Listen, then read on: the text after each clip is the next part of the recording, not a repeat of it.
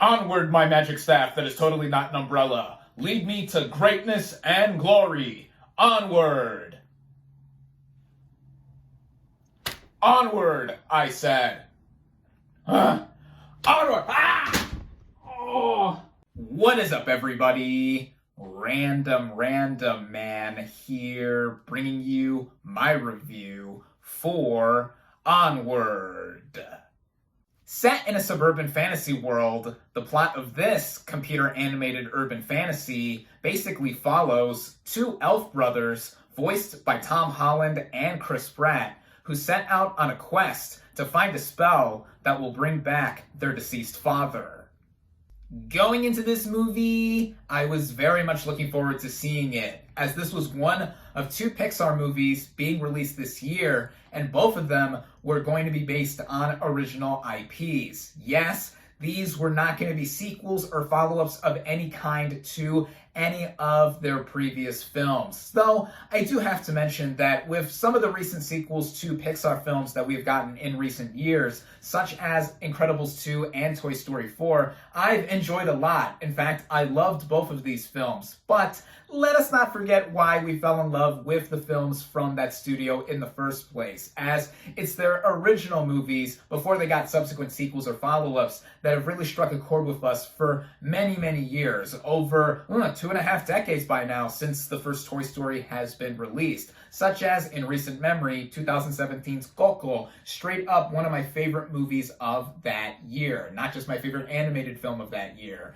So, with Onward, it looked like it was going to mix a bunch of fantasy elements while telling a typical sad Pixar tale involving a deceased parent, though with the history of the Mouse House, there is a tendency for them to have stories with dead family members. But nevertheless, it had a charismatic voice cast with the likes of Tom Holland and Chris Pratt getting me on board, which brings me right into talking about the cast and their vocal performances. Starting out with Tom Holland as Ian Lightfoot, the youngest of the two brothers that we mainly follow in this film. His character has just turned 16 at the beginning of it and is dealing with all the attributes of adolescence, and I think that Holland really fits the bill for this kind of character. We all know and love him as Peter Parker / Spider-Man in the Marvel Cinematic Universe, and I think with him playing a similar character who's also a teenager dealing with all the pitfalls of growing up and what have you, he brings a lot of liveliness and relatability to his character. Then we have Chris Pratt as Barley Lightfoot,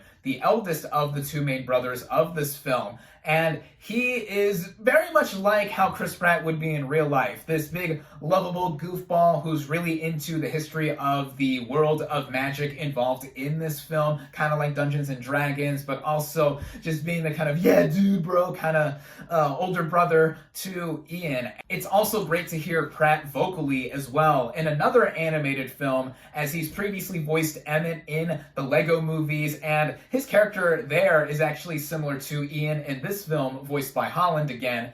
And with what these two do, they have some really kinetic chemistry throughout. I really believe them as brothers, and they are pretty engaging characters to follow throughout. And then two other characters I do want to give quick mentions to are Julia Louis-Dreyfus as the mother of Ian and Barley. For what she has to do, I thought she gave a big sense of loving motherhood here, while also having to go after the boys after a certain point in the film. And then my favorite character, voiced by Octavia Spencer, Cory the Manticore. She is this magical beast of sorts who owns this restaurant that used to be a bar, but she also hasn't used her magical abilities, which I'll mention in a little bit, in quite a while. Her lines and personality of the character, I found myself laughing the most at, and same thing with my audience as well. She added a lot of the humor to this film, and everyone here vocally, I think, did a very good job, but of course the standouts are Holland and Pratt.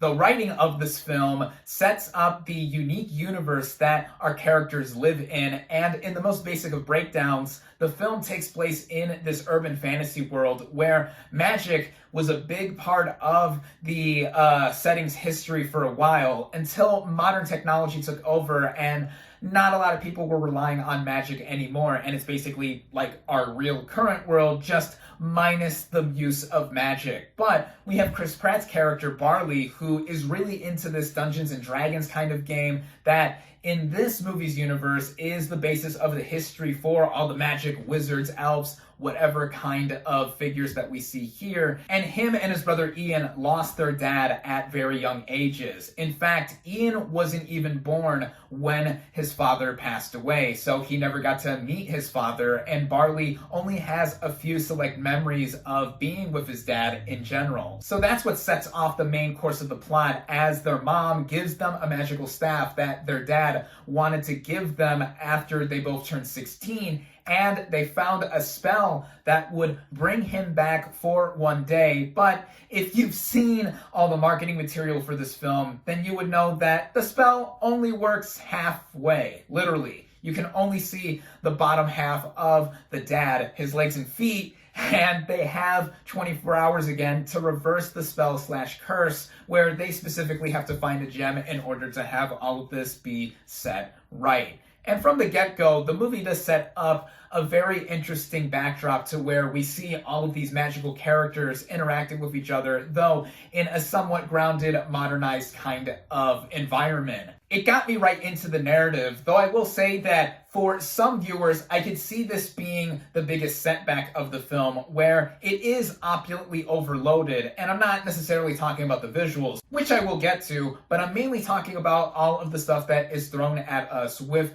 how it's going through the history of the magical universe that this film takes place in, while also balancing the emotional core of the film, given these two brothers trying to bring back their dad, or at least the top half of their dad, which in itself brings for a lot of humor here, as this is a very funny movie, and they deck out their dad in some clothes, sunglasses, and a hat that has him very reminiscent of a Weekend at Bernie's style kind of moving of him, all of that. But going back to how this movie does have a lot of stuffed content within it, it can be a little too much for some, I suppose, because if you're not the most vigilant of viewers, or if you're not fully invested with the narrative, or if you have some younger viewers out there, they may be alienated by the fluctuating focus of this film, because it does go with a lot of stuff in its running time. But for me, I was pretty into what was going on from the get-go, even if it took a little bit to get to it. But once we get the main core of the plot going, it really went for what it was going for. And that also brings me to talking about the animation of this film. Do I really have to go on and on and on about how beautiful, gorgeous / stunning this film is, given how it is from Disney / Pixar? Of course not, but I will anyway, even if briefly. With each succeeding film, Pixar really is honing their craft, even if by subtle increments, as we just see the high quality animation on screen that really dazzles us through and through. And with this movie in particular, it does go for a realistic look for some of the backgrounds and even some of the urban environments that we do see, and cartoon characters thrown into the mix as well, which some could see as somewhat of a clash akin to another Pixar movie from the past decade, The Good Dinosaur, which granted I haven't seen, but some of the snippets and screenshots that I have seen of the film do make it look gorgeous, but the characters within it are really cartoony to not fit in the environment fully. At least that's what I've taken away from it without seeing the full film yet. That and Cars 3 are the only Pixar films I haven't seen, but given how I've seen the overwhelming majority of Pixar's filmography up until now,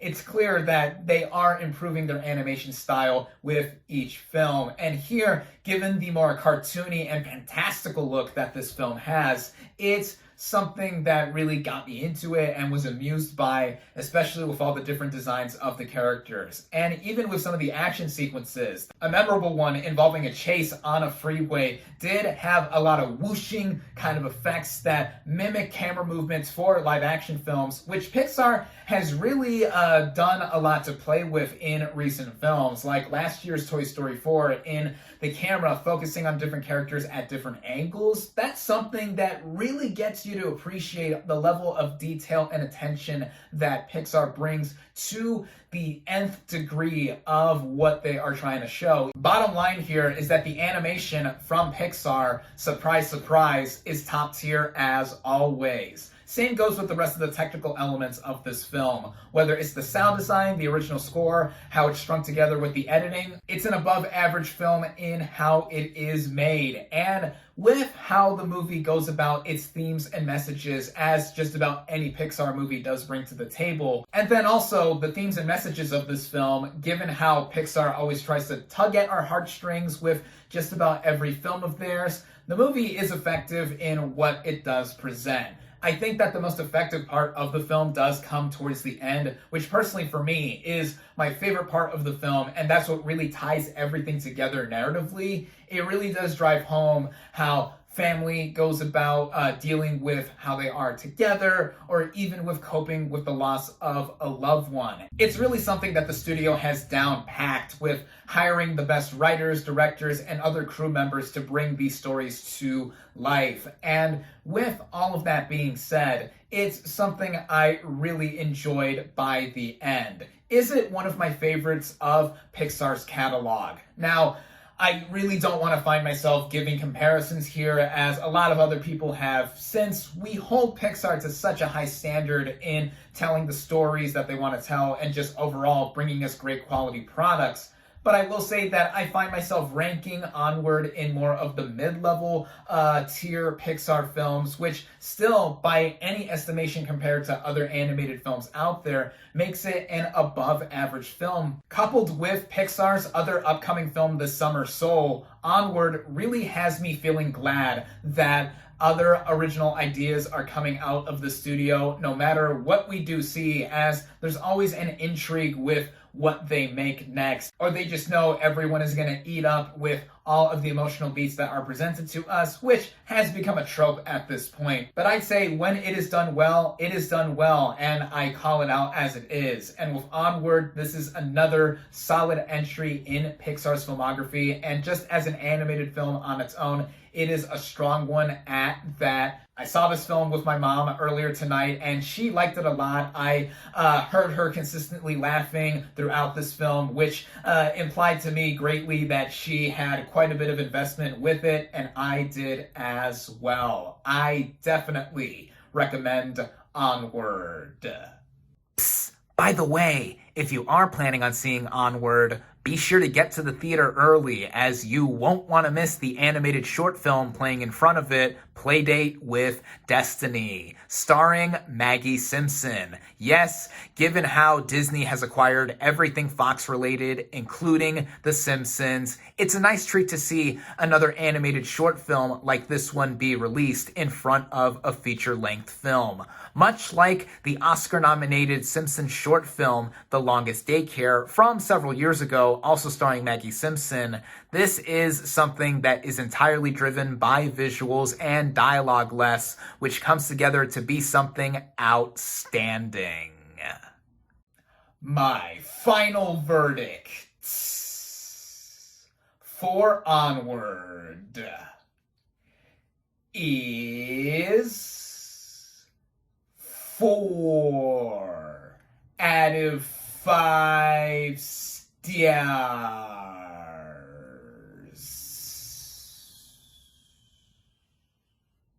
Thank you all, as always, for watching. Be sure to like this video, comment on what you thought of Onward, social media links in the description, subscribe to my channel for more, and I'll catch you on the next movie review.